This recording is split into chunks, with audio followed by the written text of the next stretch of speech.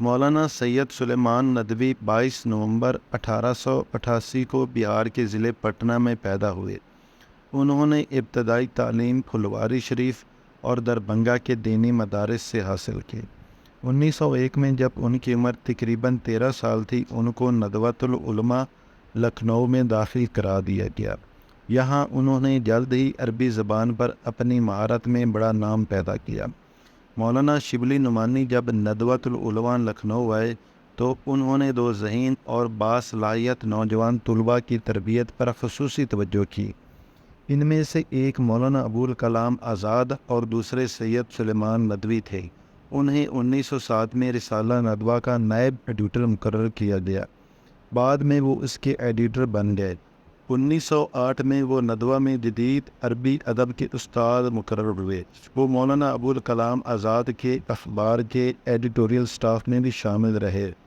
تصانیف: سید سلیمان ندوی نے اپنے استاد مولانا شبلی نعمانی کے مشن کو آگے بڑھایا اور ان کے شروع ہوئے کام کی تکمیل کی۔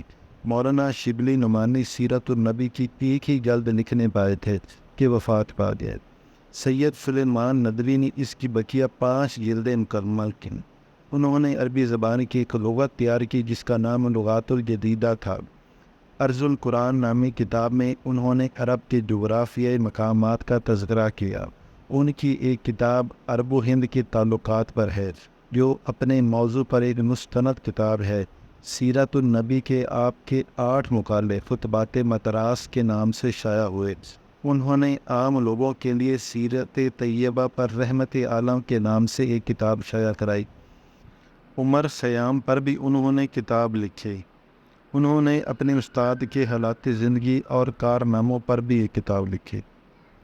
سیاسی خدمات: سید سلیمان ندوی نے علمی خدمات کے ساتھ ساتھ سیاسی خدمات بھی سر انجام دی۔